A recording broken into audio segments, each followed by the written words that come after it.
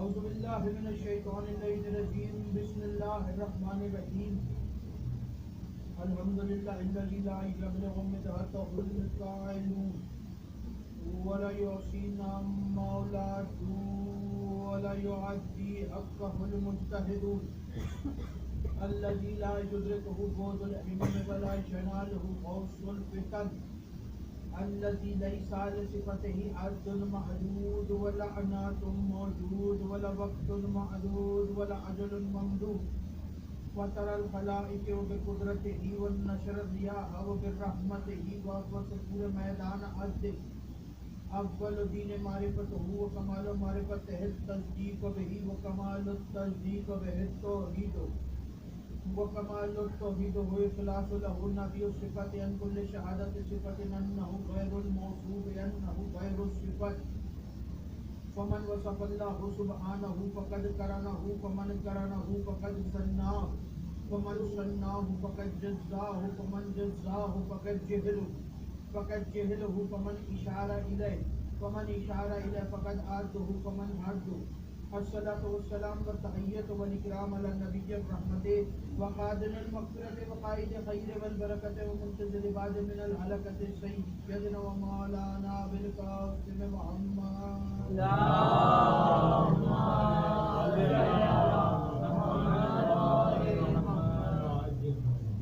اما بعد بسم اللہ الرحمن الرحیم خاندان صحرا پر بلند آواز سے اللہم صلی علی دعا ہے پروردگار عالم سے کہ بانیان کا یہ تمام پرچہ رجات کو قابل کو اپنی بارگاہ میں قبول و منظور فرمائے آپ حضرات کا اس فرش پہ چلایا میرا عظیم طالب اللہ اپنی بارگاہ میں قبول فرمائے آپ کو اس فرش پہ آنے کا بہترین اجر عطا فرمائے کوئی غم نہ دے سوائے غم حسین کے جس مومن کی جو بھی جائز حاجتیں ہیں تمام حاجات کو اپنی بارگاہ میں قبول و منظور فرمائے لاکھوں دعاؤں کی ایک دعا میں اللہ کا بل کی پہلی رات ہو زیارت امیر نصیب فرما قیامت کا دن ہو شفاعت شبیر نصیب فرما محشر کے روز اخراج میں قرآن اخراج میں دامن اہل بیت نصیب فرما ہمارے آخری وارث کا ظہور جلد سے جلد فرما ہمیں امام کے انوار و انصار میں شامل فرما اور ہر عزادار کو مرنے سے پہلے لازمی مرتبہ تمام زیارات مقدسہ کی زیارت نصیب فرما تمام دعاؤں کو قبولیت تک پہنچائے سہارا ضرور کریں کہ ہمیں کے سارے بلند آواز سے اللہم صلی علی محمد آل محمد مزاج معلیٰ کی نفاست و فرما دعا میں مجھے صلوات برا بلند آواز سے اللہم صلی علی محمد آل محمد اجازت ہے بات شروع کی وقت کم ہے اور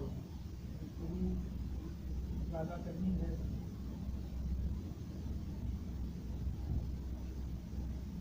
امیر المومنین مولا علی بن ابی طالب علیہ السلام اللہم صلی علی محمد وآل محمد اس دنیا میں حق کا امام بن جائے اور کائنات میں یہ اللہ کا اصول رہا ہے کہ اللہ نے دنیا میں دو طرح کے امام بھیجے ایک حق کا امام ہوتا ہے ایک باطل کا امام اور اللہ کہتا ہے کہ قیامت والے دن ساری امتیں اپنے اپنے اماموں کے ساتھ اٹھائی جائیں گی اور ہمیں فخر ہے کہ ہم جن کے ساتھ اٹھائے جائیں گے وہ ہمارے 12 ائمہ ہیں جو محمد و آل محمد ہمیں فخر ہے کہ ہمارا پہلا بھی علی ہے ہمارا آخری بھی علی ہے ہمیں فخر ہے کہ ہمارا پہلا بھی محمد ہے ہمارا آخری بھی محمد ہے ایک حق کا امام ایک باطل کا امام یہ तौहीद का एक सिलसिला मुसलसल जारी रहा, जो रोज़े अव्वल से जारी रहा कि तौहीद ने एक हक का इमाम बना के भेजा और एक बातिल का इमाम बना के भेजा। एक वक्त है, एक दौर है कि जिसमें एक हक का इमाम, अब ज़रूरी नहीं कि हक का इमाम होने के लिए इमामत के ही ओहदे पर फाइज होना पड़ता है और बातिल का इमाम होने के लिए भी कोई ओहदा ज़रूरी है, ऐसी बात नहीं है। हक का इमाम होने के लिए हक की राह पर चलना ज़रूरी है और जो बातिल का इमाम है वो तो यकीनन बातिल की राह पर पहले से ही मौजूद है। एक वक्त है, एक दौर है, दुनिया ने देखा कि एक हक का इमाम जिसका नाम अबू तालिब है और एक बातिल का नाम जिसका नाम अबू सुफियान है, ये इस दुनिया में दोनों एक हक का इमाम और एक बातिल का इमाम बनकर आ गए। जो बातिल के चाहने वाले थे वो हक के चाहने वालों को हमेशा से खिलाफ रहे हैं। ये असूल शुरू से है कि जो बातिल के चाहने वाले हैं वो हक के हमेशा से खिलाफ हैं, रहेंगे। बात कुछ यूं है, मुझे एक मकाम तक लेके जाना है।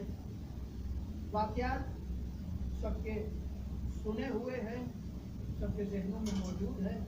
वाक़यात नए तो नहीं पढ़े जा सकते, लेकिन अलबत्ता जब कोई वाक़या बयान किया जाए या वाक़या पढ़ा जाए तो उससे हर दफ़ा इल्म का एक नया बाब खुल जाता है। जब भी सुना जाए तो एक इल्म का नया बाब हमेशा खुलता है और फिर इंसान को समझ में आती है कि पिछली दफ़ा हमने जब ये वाक़या सुना था तब हमें ये बात समझ में नहीं आई थी, इस दफ़ा सुना तो हमें ये बात समझ में आई। एक अलग अलग बाब जो इल्म के खुलते जा रहे हैं, मुझे इल्म और मंजिलत तक लेके जाना है। उसके लिए ये बात, एक हक का इमाम, एक बातिल का इमाम, ये जहन में रखिएगा मेरी मसाइल की पहले जुमले पर। अजीजान, बात कुछ यूँ है कि जब रसूल खुदा ने तबलीग शुरू की तो बातिल के चाहने वालों ने रसूल को पत्थर मारना शुरू किया।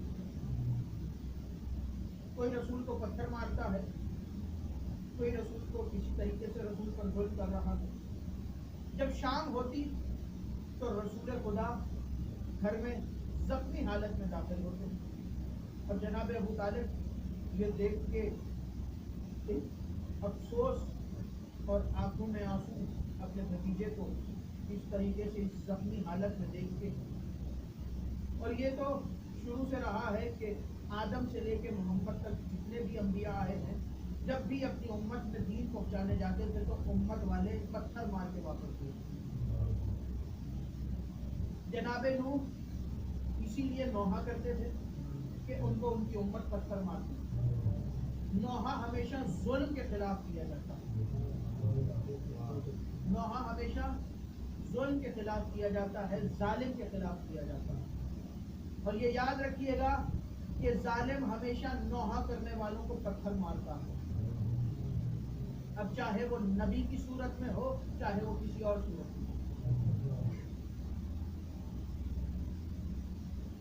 रसूल को पत्थर लगते, रसूल जख्मी हालत में घर आते, जनाब अबू तालिब ये देख के परेशान होते। एक दिन रसूल इसी हालत में घर में दाखिल हुए, वाक़या यकीनन बच्चों के ज़हनों पे भी मौजूद है। रसूल घर में दाखिल हुए तो सरकार अबू तालिब ने इस हालत में अपने भतीजे को देखा तो जलाल आया जनाब अबू तालिब, और जलाल में आवाज़ दे के कहा, अली हुजरे से बाहर निकलो। अमीरुल मोमिनीन हुजरे से बाहर निकले, चलते चलते बाबा के करीब आए और बाबा के सामने दोनों हाथ दस्ते अदब एहतराम से बांध कर मौला ने फरमाया, जी बाबा, ये अहले बैत शुरू से हमें एहतराम में अपने बड़ों का एहतराम सिखा रहे हैं कि अपने बड़ों का एहतराम कैसे किया जाता है, और दीगर चीज़ें जो अहले बैत ने हमें सिखाई है वो अहले बैत की ज़िंदगी में मौजूद है। हर मौके पर अहले बैत हमें कोई ना कोई चीज़, किसी न किसी मौके पर कोई ना कोई मैसेज दे रहे हैं। हालांकि अहले बैत को इन सब चीज़ों की ज़रूरत नहीं थी, ये सिर्फ इसलिए करके बता रहे हैं ताकि दुनिया वालों को पता चल जाए कि तुमने किस तरह रहना है, तुमने किस तरह जीना। मौला अली को बुलाया और कहा कि ऐ अली, आज के बाद आपने मेरे भतीजे मोहम्मद को कभी भी अकेले घर से बाहर नहीं जाने देना। जब भी मोहम्मद घर से बाहर निकले आपने हमरा जाना है। और ये तो सब सुनते आए हैं ना कि मौला अली बचपन से रसूल खुदा के साथ ऐसे रहे जैसे कोई ऊँटनी का बच्चा अपनी माँ के साथ रहता।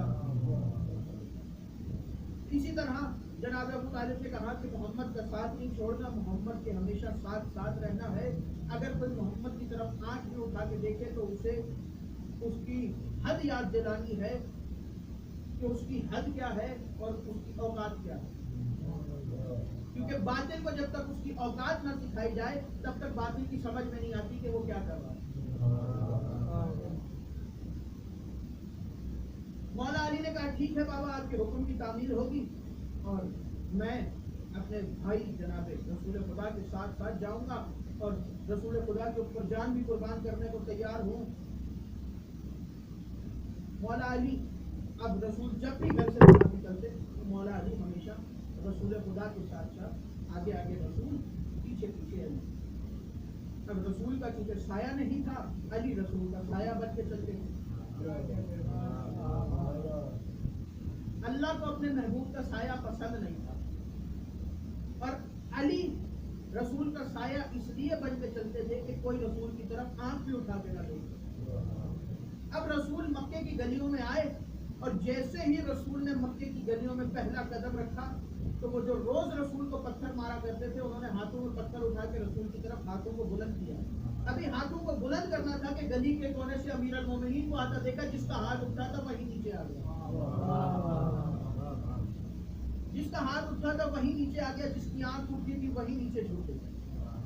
अब अमीर अल मोमिनीन रसूल के पीछे पीछे चलते आए, रसूल आगे गुजरे, थोड़ी देर गुजरी और जब रसूल को पत्थर लगा करते थे तो जनाब अबू तालिब एक दिन अबू सुफियान के दरवाजे पे पहुंचे, दरवाजे पे दस्तक दी और दस्तक दे के कहा कि ऐ अबू सुफियान, ये देख तेरे मोहल्ले के बच्चे, तेरे रिश्तेदारों के बच्चे मेरे भतीजे के साथ क्या कर रहे हैं। वो इसे पत्थर मारते हैं, ये जख्मी होकर वापस आ जाता है। तो अबू सुफियान ने कहा था कि ऐ अबू तालिब, बच्चों की बात है, बच्चों में रहने दे, बच्चों की बात है, बच्चों में रहने दे। अब इधर अमीर अल मोमिनीन ने लोगों को रसूल की तरफ हाथ उठाया देखा, जिसने हाथ उठाया था उसका हाथ तोड़ा, किसी की टांग तोड़ी, किसी का सर फोड़ा। और अमीर अल मोमिनीन रसूल के साथ साथ चलते चलते रसूल तबलीग करते करते शाम को घर पहुंचे। अब शाम हुई, मक्के के बच्चे घर पहुंचे। उस दिन मंजर मक्के के घरों में अजीब था, हर बच्चे की जबान पर सिर्फ एक ही नाम था और वो नाम था अली का। क्योंकि माँ बाप पूछते थे कि बेटा तुझे किसने मारा, तो हर बच्चा यही कहता था अली ने मारा, हमें अली ने मारा। हर घर में मक्के के घरों में अली ने अली अली करवा दिया था। अब जब सब घरों में अली अली हो रहा था, सबने देखा कि सबको अली ने मारा, अकेले अली ने इतने सारे बच्चों को मार दिया। अब वो परेशान हुए, पहुंचे अपने सरदार के घर, दरवाजे पे दस्तक दी, ये देख अबू तालिब के बेटे अली ने हमारे बच्चों के साथ क्या किया, चल हमारे साथ। अब वो सरदार हैं और वीआईपी सरदार है अपने मक्के के, आगे आगे सरदार, पीछे पीछे उनकी कौन, अब हक का इमाम और बातिल का इमाम। और अल्लाह ने कहा कि कयामत वाले दिन हर शख्स अपने इमाम के साथ उठाया जाएगा, चाहे वो हक के इमाम को मानता हो, चाहे वो बातिल के इमाम को मानता हो। और ये वही मंजर था कि बातिल का इमाम आगे आगे था और उसकी कौम उसके पीछे पीछे। बेशक दरवाजे अबू तालिब पर जा रहे थे, लेकिन रास्ता उनका जहन्नुम था।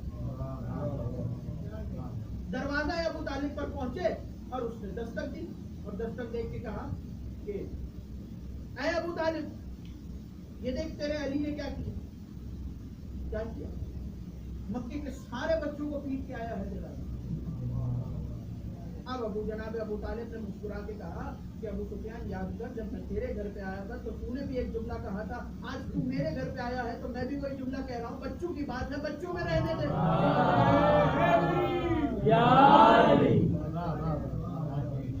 बच्चों की बात है, बच्चों में रहने दे। तो अमीर अल मोमिनीन हमेशा रसूल के साथ साथ चलते। और जब दावत सुल्ला शीरा हुई और 3 दिन रसूल ने चाहा کہ میں کسی طریقے سے کھڑے ہو کے خطاب کروں. اور دعوت اللہ شیرہ میں ہوتا کیا, سارے آ جاتے, جمع ہو جاتے, کھانا کھا کے اور گھر کی طرف چل دی.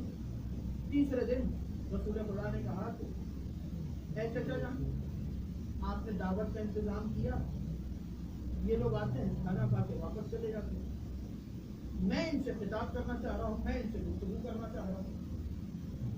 لیکن جیسے ہی یہ دیکھتے ہیں کہ محمد اپنی جگہ سے مسند سے بلند ہوتے ہیں تو یہ اٹھ کے اپنے گھروں کی طرف چل پڑتے ہیں. تو کچھ کیجیے.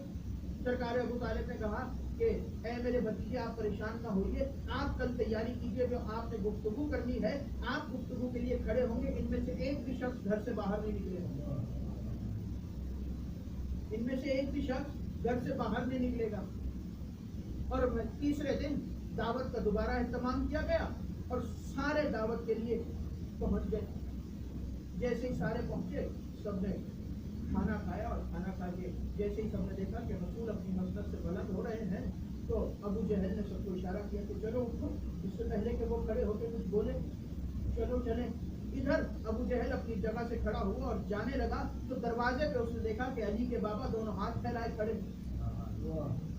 اور جلال کے عالم میں جناب ابو طالب. اور ابو جہل نے کہا کہ اے ابو طالب, یہ کیا بات ہوئی کہ تو ہمیں یہاں زبردستی بٹھا رہا, ہمیں جانے نہیں دے رہا. امیر المومنین کو جلال آیا اور آگے بڑھے, بچپنے میں ہے, کم سن ہے امیر المومنین ظاہری طور پر, آگے بڑھے اور ابو جہل کے گریبان میں ہاتھ ڈالا اور اسے ایک تماچا رسید کیا. بزرگ علماء کہا کرتے تھے کہ جب ابو جہل کو تماچا امیر المومنین کا پڑا تو اس کا ابو الگ ہو گیا, جہل الگ ہو گیا.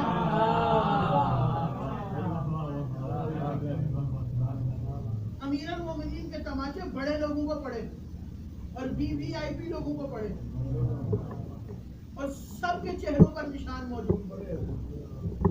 کسی کو کعبے کے اندر پڑا ہے, کسی کو دعوت اللہ شیرہ میں پڑا ہے, کسی کو کوہ ابو قبیس کی پہاڑی پر تماچا پڑا ہے, کسی کو کہیں تماچا پڑا ہے. اور علی کا تماچا دنیا کو یاد ہے. اسی لیے آج بھی دنیا علی کے بیٹے کے علم سے ڈرتی ہے, کیونکہ علم کے اوپر علی کے بیٹے کا ہاتھ موجود ہے. اب وہ پنجہ دیکھتے ہیں تو ان کو علی کا تماچا یاد آ جاتا ہے. اسی لیے وہ کہتے ہیں علم کو دیکھو نہیں, علم کو دیکھنے سے نکاح ٹوٹ جاتا ہے. اب امیر المومنین جو بچپن سے رسول خدا کے ساتھ, اور جب اس دنیا میں آئے 3 دن کے تھے تو رسول خدا نے اپنی زبان پوچھا. امیر المومنین کا علم, اور یہ یاد رکھیے گا کہ اللہ نے ہر عالم کے اوپر ایک عالم کو رکھا, ہر عالم کے اوپر ایک عالم. اب کوئی اپنے آپ کو سمجھے کہ میں سب سے بڑا عالم ہوں اور مجھ سے بڑا عالم کوئی نہیں, تو یہ غلط. اس سے بڑا عالم کوئی نہ کوئی موجود ہوگا, لیکن وہ اس وقت تک اپنے آپ کو بڑا عالم سمجھ سکتا ہے کہ جب تک اپنے آپ سے بڑا عالم دیکھ لے یا اس کو اس کی خبر نہ ہو. توجہ رکھتے, ہر عالم کے اوپر ایک عالم موجود ہے. جناب موسیٰ کوہ طور کی پہاڑی پر آئے اور آ کر کہا کہ میرے اللہ مجھے علم دے. اللہ نے علم دیا. جناب موسیٰ نے کہا میرے سے بڑا عالم کوئی نہیں. توجہ, میرے سے بڑا عالم کوئی نہیں. آواز قدرت ہے, موسیٰ اپنے علم پر تکبر نہ کیجیے. جائیے, ایک سمندر کے کنارے پر ایک شخص بیٹھا ہے اور جا کے دیکھیے وہ آپ سے بھی بڑا عالم ہے.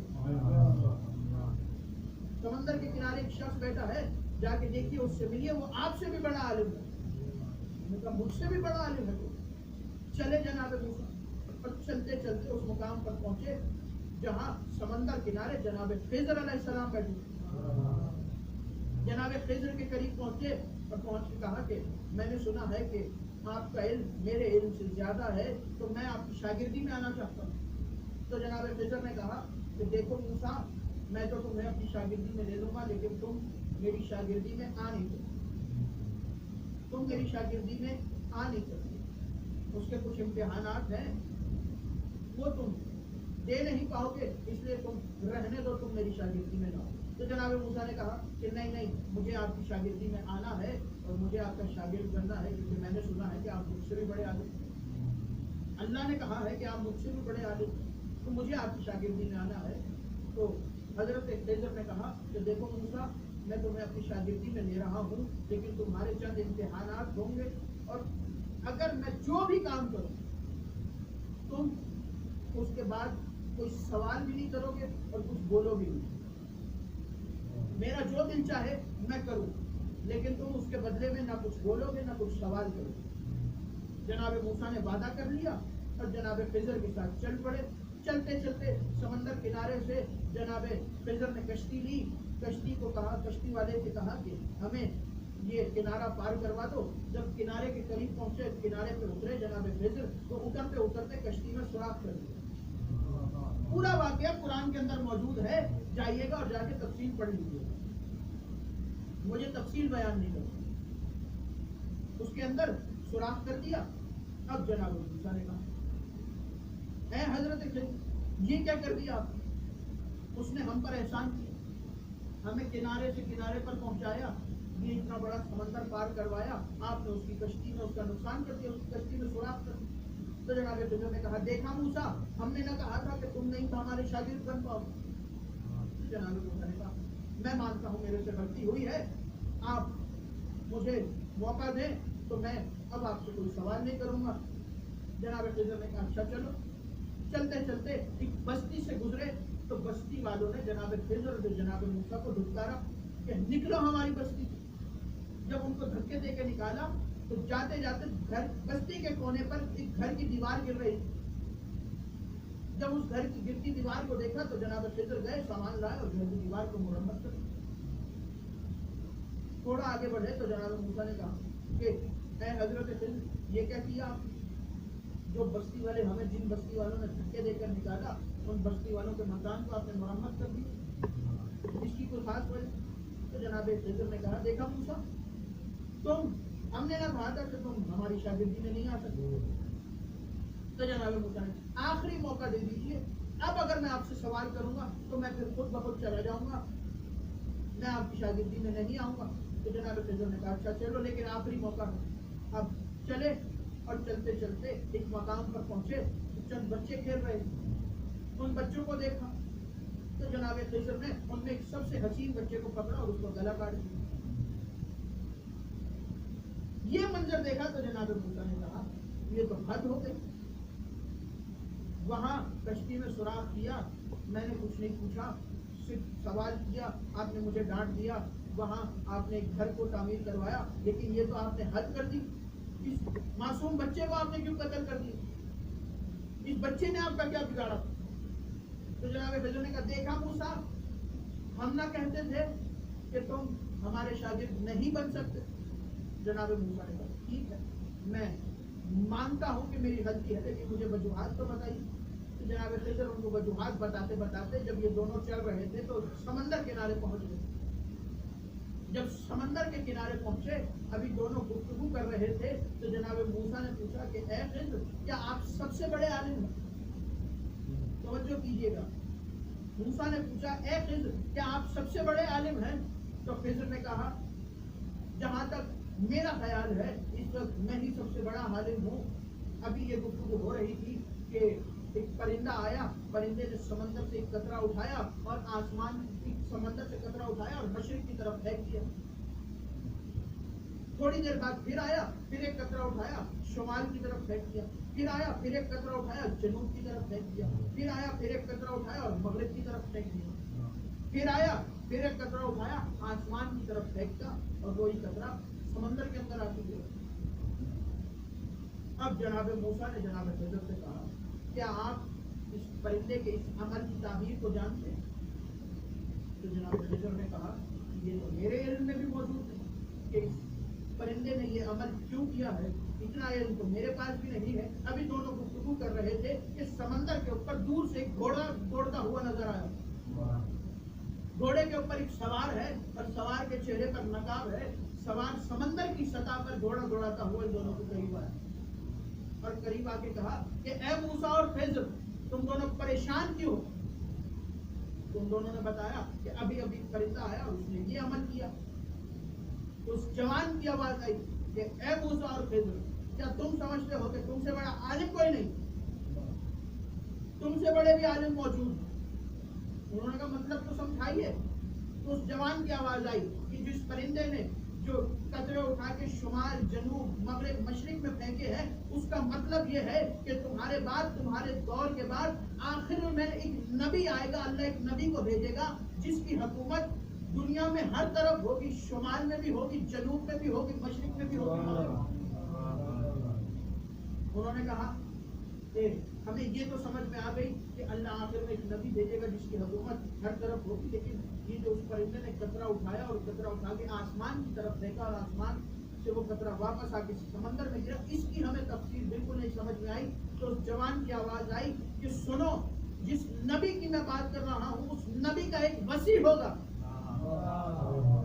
توجہ، اس نبی کا ایک وسیع ہوگا اور اس وسیع کا ایک علم اتنا ہوگا کہ اس کے علم کے مقابلے میں تمہارا علم اس قطرے کے برابر ہوگا. جیسے اس سمندر کے مقابلے میں یہ قطرہ ہے، ویسے اس کے علم کے مقابلے میں تمہارا علم اس قطرے کے برابر ہوگا. اسی لیے تو کوفہ کے منبر پر بیٹھے تھے امیر المومنین اور ایک شخص کھڑا ہوا اور اس نے کھڑے ہو کے کہا کہ یا علی، آپ کے پاس اتنا علم آیا کہاں سے؟ آپ اتنی اچھی گفتگو کرتے کہاں سے ہیں؟ یہ اتنا علم کا ہر باب آپ کھولتے ہیں، ہر گفتگو آپ کر سکتے ہیں، علم کے ہر ٹاپک پر آپ بول سکتے ہیں، ہر چیز پر آپ کی گفتگو موجود ہے. آپ کے پاس اتنا علم آیا کہاں سے؟ آپ کو کس فضیلت پر ناز ہے؟ اس نے جب یہ پوچھا کہ آپ کو کس فضیلت پر ناز ہے تو امیر المومنین نے فرمایا کہ مجھے اس فضیلت پر ناز ہے کہ یہ جو تو نے پوچھا کہ میرے پاس اتنا علم کہاں سے آیا، یہ سارا علم لعاب رسول اللہ کا اثر ہے. یہ سارا علم لعاب رسول کا اثر ہے. تو مجمع میں سے ایک شخص کھڑا ہوا، اب وہ دل کی بات زبان پہ تو آتی. وہ شخص کھڑا ہوا اور اس نے کہا آج پتہ چلا یہ سارا علم آپ کا اپنا نہیں ہے، یہ سارا علم رسول کی لعاب کا اثر ہے، یہ علم آپ کا اپنا نہیں ہے. تو امیر المومنین نے فرمایا ڈر اس وقت سے، ابھی رسول کا لعاب بولا ہے، ڈر اس وقت سے کہ جب رسول کا لہو بولے گا. ڈر اس وقت سے جب رسول کا لہو بولے گا. تو علی سے بڑا عالم کوئی نہیں. لیکن دنیا یہ سمجھتی تھی کہ علی سے بڑا عالم کوئی نہیں ہے، لیکن خدا نے قرآن میں کہا ہم نے ہر عالم کے اوپر ایک عالم کو رکھا ہے. علی سے بڑا عالم کون ہے؟ تو علی نے منبر پر بیٹھ کے بتایا کہ مجھ سے بڑا عالم محمد مصطفیٰ ہے. دنیا سمجھتی تھی کہ علی سے بڑا عالم کوئی نہیں. مولا نے منبر پر بیٹھ کے بتایا کہ یہ سارا علم جو میں بیان کرتا ہوں یہ لعاب رسول کا اثر ہے، رسول کا علم مجھ سے زیادہ ہے. تو دنیا نے سمجھا کہ رسول سب سے بڑے عالم ہے اور رسول سے بڑا عالم کوئی نہیں ہے. تو منبر پر بیٹھ کے رسول نے کہا اے دنیا والوں سنو، یہ میں جو بھی بولتا ہوں اپنی مرضی سے نہیں بولتا، اس کی مرضی سے بولتا ہوں.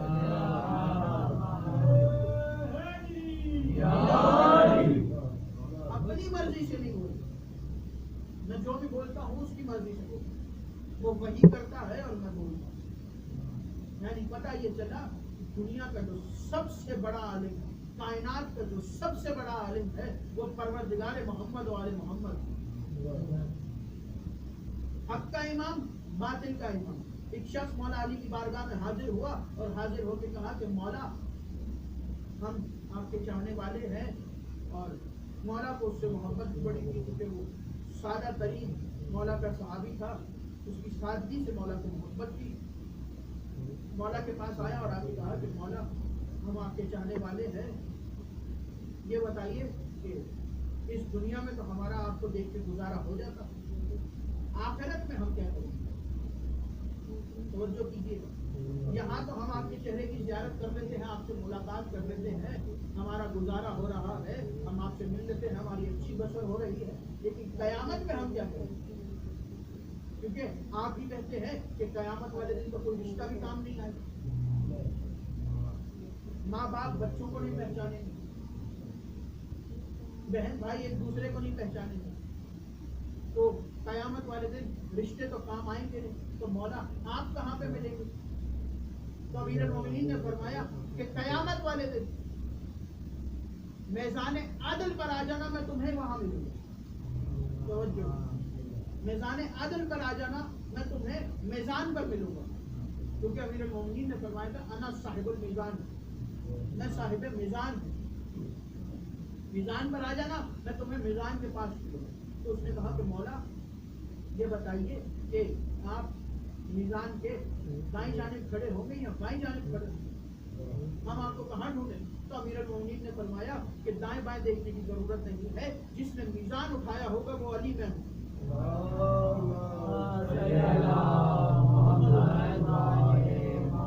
جس نے میزان اٹھایا ہوگا وہ میں علی ہوں.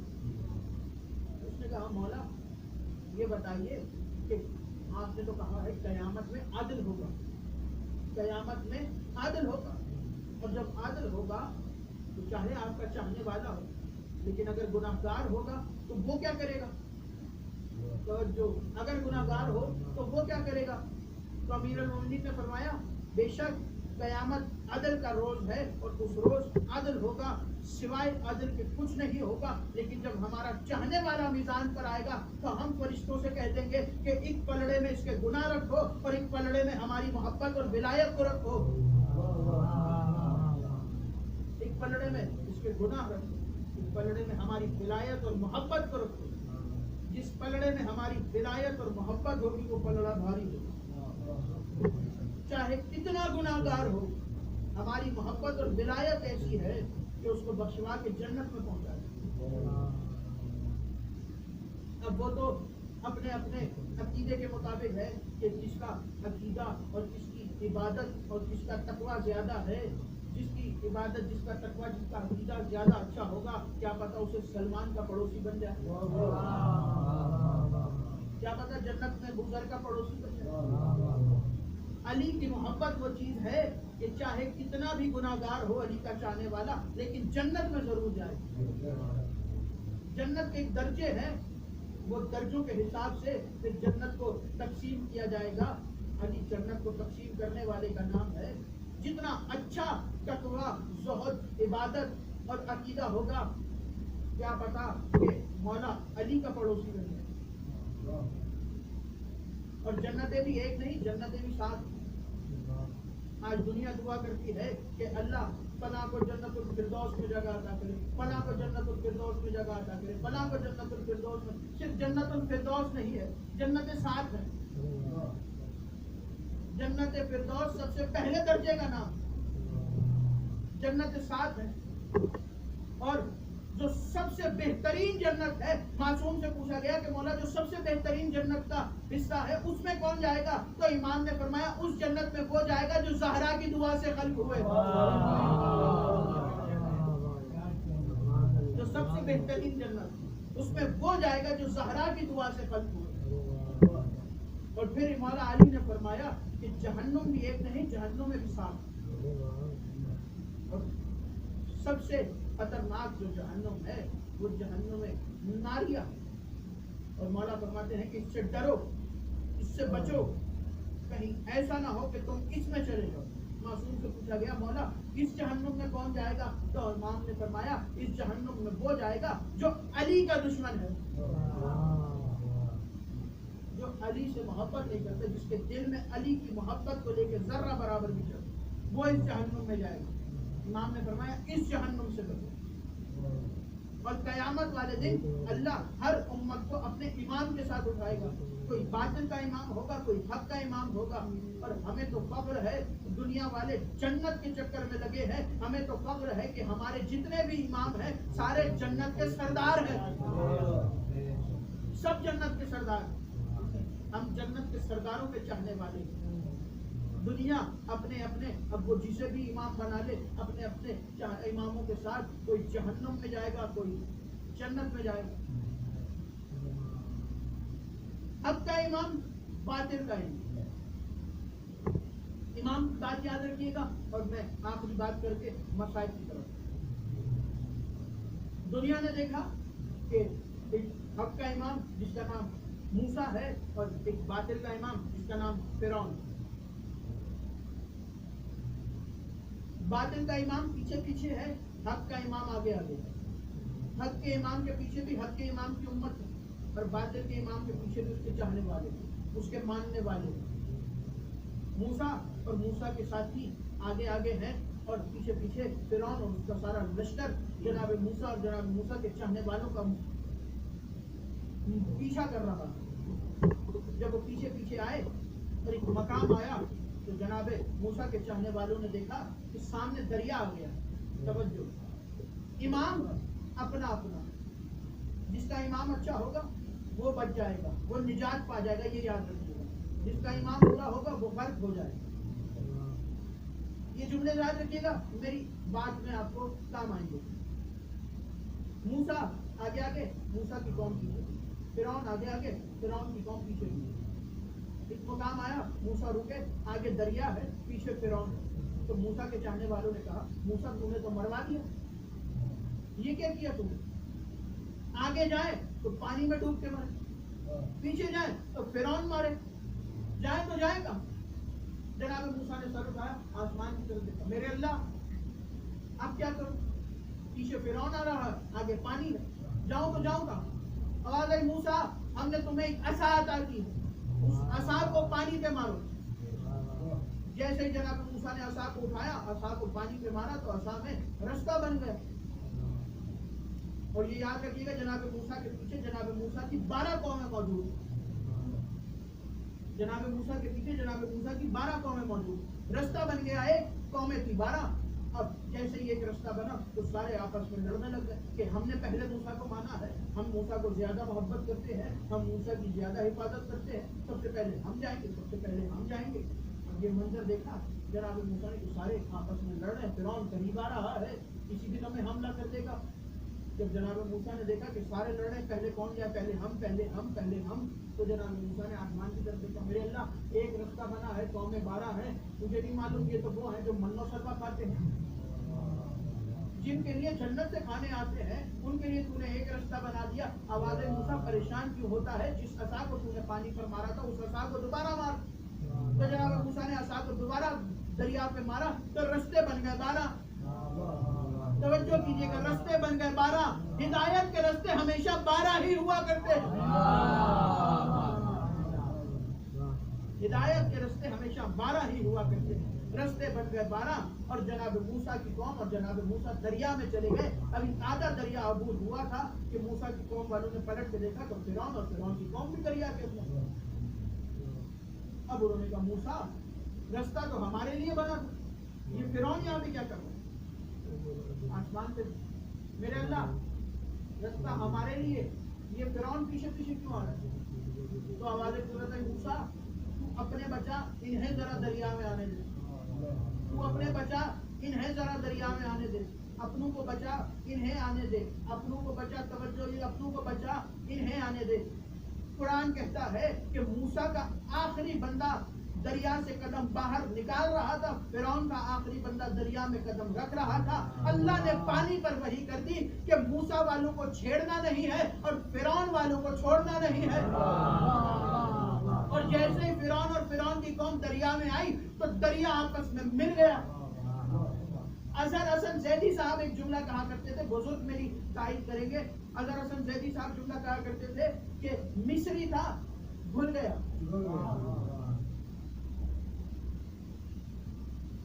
موسیٰ پار, فرعون کی قوم غرق.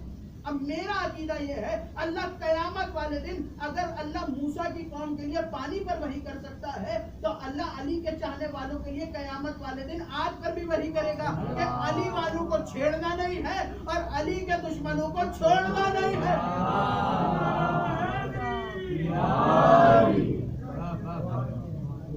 علی والوں کو چھیڑنا نہیں, علی کے دشمنوں کو چھوڑنا نہیں.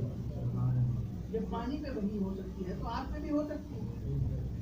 تو وہ اللہ ہے, وہ کون کہہ کے کچھ بھی کر سکتا ہے. موسیٰ کی قوم بچ گئی, فرعون کی قوم غرق ہو گئی. اب جناب موسیٰ نے جلدی جلدی بندے گنتی شروع کیے. جو بندے تھے ان میں ایک زیادہ نکلا, توجہ, ایک بندہ زیادہ نکلا. تو جناب موسیٰ نے اس کی طرف دیکھا تو وہ چادر سے اپنا چہرہ چھپا رہا تھا. चादर से अपना चेहरा छुपा है। जनाब मूसा उसके करीब हो। जनाब मूसा ने कहा चेहरे से निकाब हट। उसने निकाब हटाया तो जनाब मूसा की हैरत की इंतहा न रही। सामरी जादूगर जनाब मूसा के साथ, मेरे अल्लाह ये तो फिरौन वाला था, ये कैसे बचा? ये तो बातिल के साथ था। बातिल का इमाम हक का इमाम, याद रखिए, ये तो बातिल के साथ था, ये कैसे बचा? जनाब मूसा ने सामरी की तरफ देखा और सामरी की तरफ देख के कहा कि, और सामरी जनाब मूसा के दौर में फिरौन के दरबार का तनख्वाहदार सबसे बड़ा जादूगर था। जादूगर फिरौन नहीं था, जादूगर सामरी था। सामरी जादू करता था, दुनिया फिरौन को खुदा कहती। जनाब मूसा ने कहा सामरी सच सच बता तू बचा कैसे? तवज्जो सामरी के जुमले पे तवज्जो कीजिए। सामरी ने कहा आया मैं फिरौन के साथ था, आया मैं फिरौन के साथ था, लेकिन मूसा आखिरी वक्त पर मैंने अपना इमाम तब्दील कर दिया। आखिरी लम्हे मैंने अपना इमाम तब्दील कर लिया और तेरे पीछे पीछे आ गया और मैं बच गया। अब वक्त गुजरा, जनाब मूसा 40 दिन के लिए टूर पर चले गए। 40 दिन के बाद जब वापस आए तो जनाब मूसा ने देखा कि कौम के हालात ही कुछ और। कौम खुदा को छोड़ के एक सोने के बछड़े की पूजा कर रही। जनाब मूसा को जलाल आया और अल्लाह ने कुरान में जनाब मूसा को सबसे जलाल वाला नबी कहा। मूसा रिजवान नाम है जनाब मूसा का, सबसे गजब वाला नबी। दौड़े और चलते चलते घर पे पहुंचे और अपने भाई हारून के गिरेबान से जनाब हारून को गिरेबान से पकड़ा और कहा मैं अपनी उम्मत को तेरे हवाले करके गया, ये तूने क्या किया मेरी उम्मत को? जनाब हारून ने कहा ए मूसा आप मेरे ऊपर गजबनाक क्यों होते? वो जिसे बचाया था ना सामरी, ये सारा उसने किया है। वो जिसे उस दिन बचाया था उसे ना बचाते ये सब ना होता। जनाब मूसा ने कहा अच्छा चले, और जलाल में सामरी के घर पहुंचे। दरवाजे पे दस्तक दी, सामरी ने दरवाजा खोला तो सामने जनाब मूसा ने कहा क्या किया है तूने मेरी कौम को? मैंने क्या किया?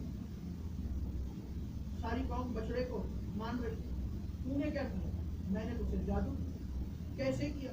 अब उसे पता है कि ये नबी है और नबी के ऊपर जादू असर नहीं करता, नबी के ऊपर जादू असर नहीं करता। अब मैं करूं तो करूं क्या?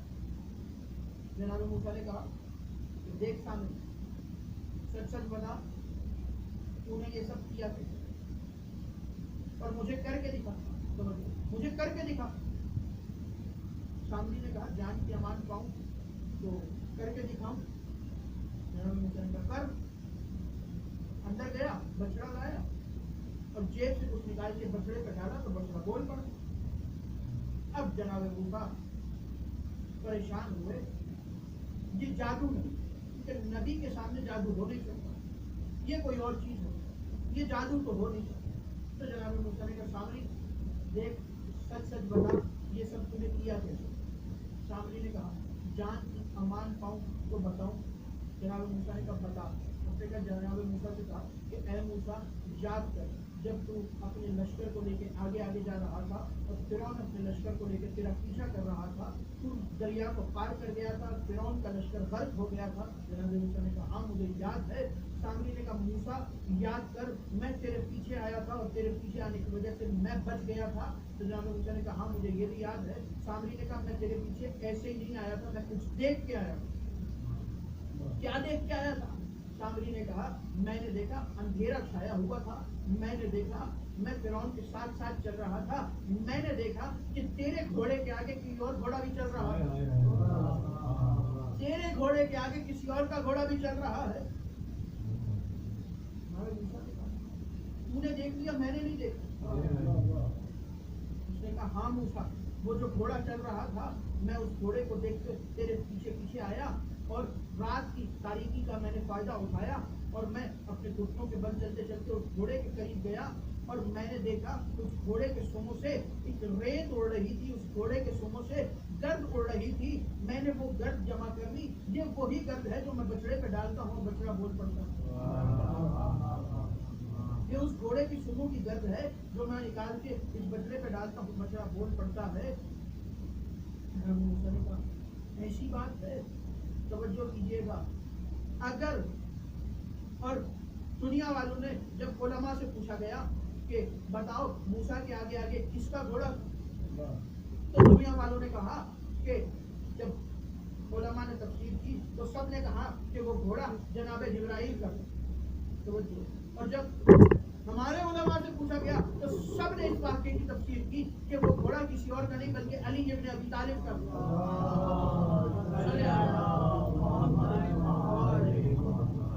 وہ گھوڑا امیر المومنین علی ابن ابی طالب کا تھا. لیکن چلو ہم نے مان لیا وہ گھوڑا جبرائیل کا بھی صحیح تھا. جبرائیل کے گھوڑے کے سونگوں کی آگ میں اتنی طاقت ہے کہ وہ بے جان بچڑے کو بلوا لے. ہمارے حسین کے زنجرہ میں اتنی طاقت نہیں کہ وہ کسی بیمار کو شفا عطا کر دے.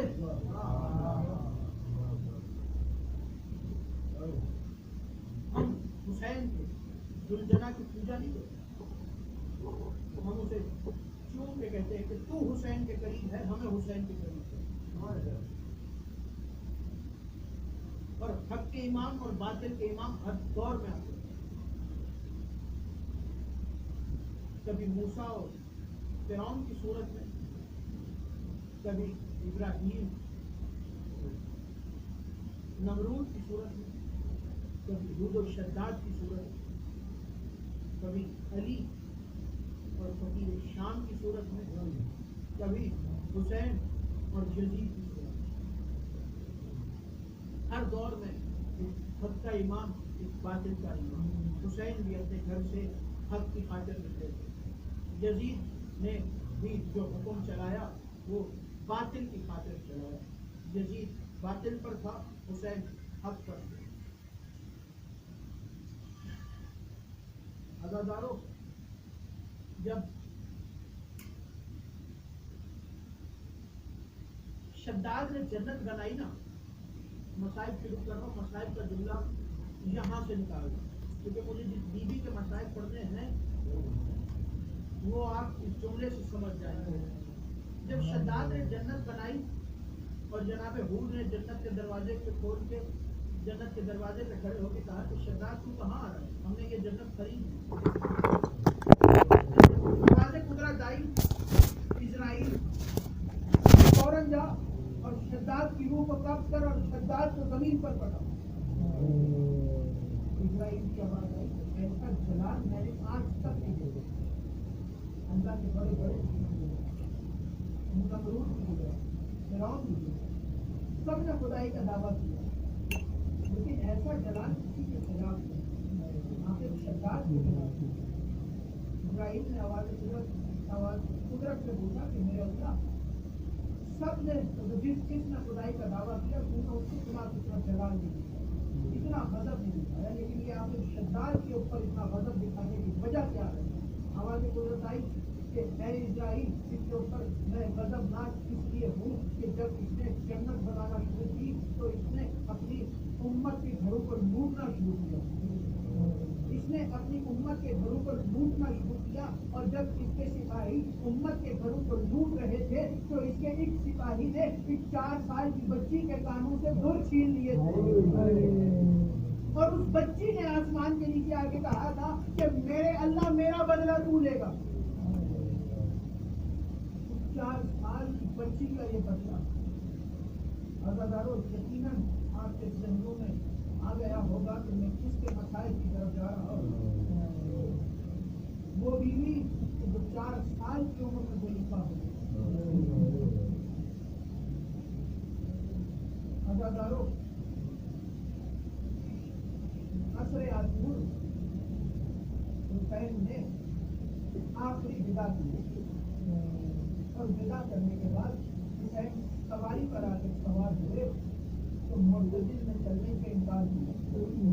جب معتزل نے انکار کیا، اگر حوصلے سے سننے کا اور گریا کرنے میں شرمانا نہیں. کیا پتا کس کے پہلو میں سید سجاد بیٹھ کے بول دیا، کیا क्या पता किसके पहलू में इमाम ज़माना रो रहे हैं, क्या पता किसके पहलू में इस बीवी का बाबा हुसैन इब्ने अली बैठा रो रहा हो। वो बीवी भी इसी मजलिस में आती और जब उसने बाबा के अज़ादारों को रोता देखती है तो भैया सरकार से कहती है और जनाब ज़ैनब से कहती है कि अम्मा ये रोने वाले अज़ादार कौन है? तो जनाब ज़ैनब लोग कहती हैं कि बेटी ये तुम्हारे बाबा से मोहब्बत करने वाले, ये तुम्हारे बाबा के अज़ादार है। उस वक्त शहजादी रो के कहती है काश खुशी अम्मा ये उस वक्त होते जब मेरे बाबा के गले पे मेरा दर्द है, काश ये करबला के मैदान में होते, ना हमारे सरों से चादरें छिनती, ना मुझे तमाचे मारे जाते, ना मेरे कानों से मेरे गौहर छीने जाते। अज़ादारों आ गई असरे आशूर, हुसैन विदा करके सवारी पर सवार हुए। हुसैन सवार होकर मुर्तजिद से कहा कि चल मुर्तजिद मुझे मैदान में लेकर। मुर्तजिद ने चलने का इनकार किया।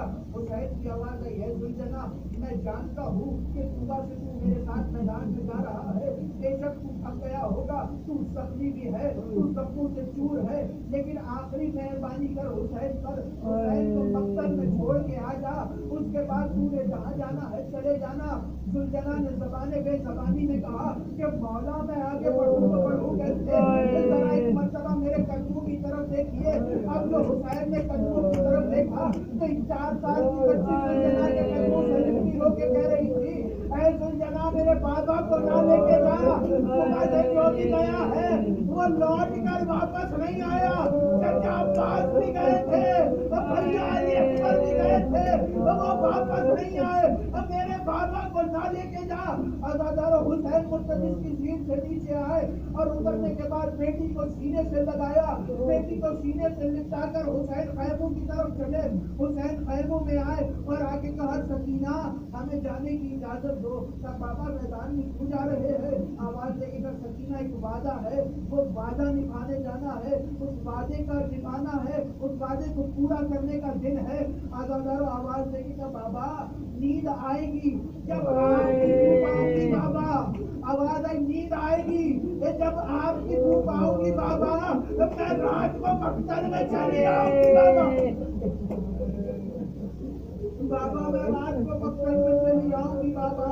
तो बाबा आपके सीने पर सोने वाली सकीना अब कहाँ पर सोएगी? तो आवाज आई है सकीना आज के बाद इस सीने पर अली असगर सोएगा और तुम फूफी ज़ैनब के सीने पर सो जाया करना, जहाँ फूफियाँ कहते वहाँ सो जाया करना। अज़ादारों हुसैन ने आखिरी मर्तबा बेटी को सीने पर सुलाया और बेटी को सीने पर सुला के जब सकीना सो गई तो बेटी को फूफी के हवाले किया। हुसैन खैमों से निकले, मुर्तजिद पर सवार हुए, हुसैन ने घोड़े को एड़ लगाई, हुसैन मक्तल में पहुंचे। अभी शिमर करीब आ रहा था कि यहाँ सकीना की आंख खुली और दौड़ती हुई मक्तल की तरफ पहुंची। शिमर हुसैन के करीब आया और आगे कहा हुसैन कत्ल से बचने के लिए बेटी को बुला लिया। हुसैन ने आवाज देकर कहा जालिम तूने इंसाफ नहीं किया, बेटियां बाप के जनाजे पे बुलाई नहीं जाती, बेटियां बाप के जनाजे पे खुद आ जाती है। आवाज देके कहा हुसैन अपनी सकीना को तुम खुद भेजोगे या मैं अपने तरीके से वापस भेजूं? अज़ादारों अल्लाह किसी बाप को वो वक्त न दिखाए कि बाप की जिंदगी में कोई जालिम उसकी बेटी को तमाचे मारे। बाप के सामने 4 साल की बेटी को पहला तमाचा लगा, सकीना जमीन पर गिरी, जमीन से उठी, कुरान का मुंह किया, आवाज देगी चचा गाजी। अज़ादारों मातम करने में शर्माना मत, तुम्हारे हाथ बंधे हुए नहीं है, कोई तुम्हें रोने पर तमाचे नहीं मारेगा। तो वो सकीना की किस्मत थी कि बाप के कातिल ने बाप के सामने बेटी को तमाचा मारा। वो सकीना की किस्मत थी, वो हुसैन की बहनों की किस्मत थी कि जब भाई के लाशे पर पहुंची, जब मातम करने का वक्त आया, हाथ फंसे गर्दन बदल, जब रोना चाहा तो बाप का कातिल उठ के ताजियाने मारता रहा। अज़ादारों काफिला चला और चलते चलते काफिला बाजार में पहुंचा, तो बाजार में काफिला पहुंचा। एक वक्त ऐसा आया कि सरे हुसैन वाला नेजा आगे नहीं बढ़ता। अज़ादारों शिमर ने ताजियाना उठाया और ताजियाना उठा के सैयद सज्जाद के करीब आया और आके कहा, सज्जाद तुम्हारे बाबा के सर वाला नेज़ा आगे नहीं बढ़ता, अगर ये नेज़ा आगे ना बढ़ा तो मैं तुम्हारे मुल्क पर ताजियाने बरसाऊंगा। ये सुनने के बाद सैयद सज्जाद चले और चलते चलते नेज़े के करीब आए और बाबा के सर से मुखातिब होके कहा, बाबा आपके सर वाला नेज़ा क्यों नहीं चलता? तो सर हुसैन से आवाज आई, सज्जाद मेरा नेज़ा आगे बढ़े तो बढ़े कैसे? तो मेरे सीने पे आराम करने वाली सकीना सामने से कहीं जुदा हो गई है। दूसरी और भतीजे ने ढूंढना शुरू किया, आवाज देते जाते हैं, इलैया सकीना, इलैया सकीना, सकीना कहाँ पर हो? अपनी बुद्धि को जवाब दो। चलते चलते एक मकाम आया, जनाब ज़ैनब ने मंजर देखा कि सकीना किसी गुर्गे वाली बीवी की गोद में आराम से सो रही है। जनाब ज़ैनब आगे बढ़ी और आगे बढ़ के कहा, ऐ बीवी तुम्हारा शुक्रिया, ये बच्ची शाम गरीबा से अब तक सोई नहीं थी, इस बच्ची को सोने नहीं दिया गया, आज ये बच्ची तुम्हारी गोद में सो रही है।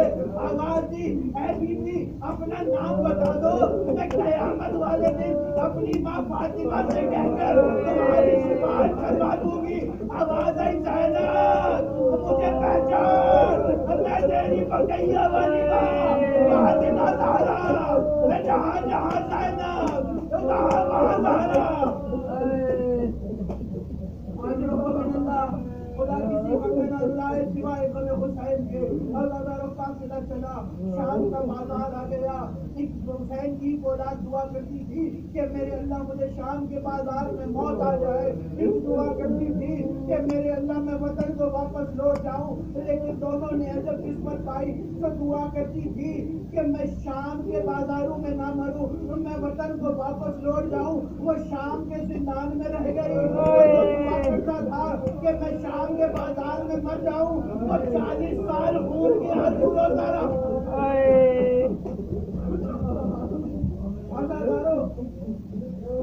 4 साल का भी भाई हो, अपनी बहन को तसल्ली जरूर देता कि बहन परेशान न हो, मैं तेरे साथ हूँ।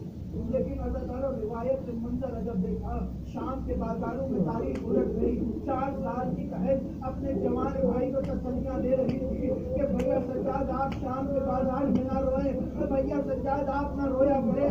अदाकारों सैयद सज्जाद ने पूछा, सकीना भाई बहनों को तसल्लियाँ दिया करते हैं तो मुझे तसल्लियाँ क्यों दे रही हो? तो रो के कहा, भैया अगर शाम के बाजार में मैं मर गई तो मेरा जनाजा तो आप उठा लोगे, लेकिन शाम के बाजार में अगर आप मर गए आपका जनाजा कौन उठाएगा? मैं बाबा को करबला में छोड़ा। अदादारों आखिरी जंग हमले, अदादारों काफिला चला, शाम के जिंदान में काफिला पहुंच गया। तो बच्ची बात को याद करके बहुत रोती थी। अदादारों यजीद ने सर हुसैन भिजवाया, मुख्तसर कर दिया मैंने, यजीद ने सर हुसैन जिंदान में भिजवाया। जिंदान में सर हुसैन आया, अभी चंद लम्हे हुए थे कि सकीना बीबी की आंख लगी थी, अचानक तड़प कर उठी और कहा, फूफी अम्मा बाबा कहाँ पर है? फूफी अम्मा बाबा कहाँ पर है? बाबा अभी ख्वाब में आए थे, बाबा मुझे लेने आए थे, यहाँ सर हुसैन कष्ट में लाया गया। तो बेटी ने बाबा का सर उठाया, वो बेटी जो बाप के सीने पर सोती थी, उस बेटी ने तो बाबा का सर अपने सीने से लगाया। खुदा किसी बेटी को वो वक्त न दिखाए कि वो अपने बाबा की मैयत की देखे। हजारों बेटी ने सर को लगाया, सर का बोसा लिया, सर का बोसा लिया। सर की हालत जानते हो, कटा हुआ सर है, चेहरे पर जख्म के निशान है, सुर पे फैली हुई है, हजारों पत्थर के निशान है पेशानी है हुसैन पर। बाबा के सर का बोसा लेके सकीना ने रो के कहा, बाबा कहाँ पर चले गए थे?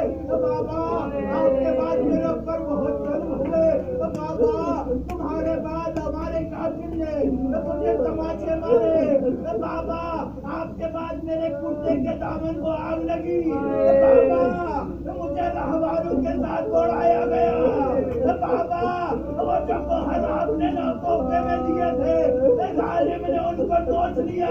अभी बात कर रही थी कि मचलाकर जमीन पर गिरी। सैयद सज्जाद आगे बढ़े, आवाज दी, सकीना आगे बोलो। جب جواب نہ آیا تو آزادار نب پر ہاتھ رکھا اور تڑپ کر جملہ کہا اِنَّا لِلَّهِ وَإِنَّا إِلَيْهِ رَاجِعُونَ۔ پھوپھی اماں سکینہ چھوڑ کر چلی گئی۔ امام زمانہ فرماتے کہ میرا سلام ہو اس بچی پر جس کا رخساروں کا رنگ کربلا سے لے کے شام تک تبدیل ہوتا رہا۔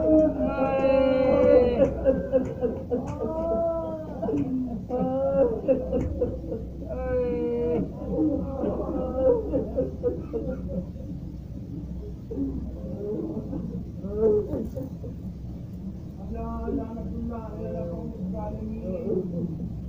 ماتم حسین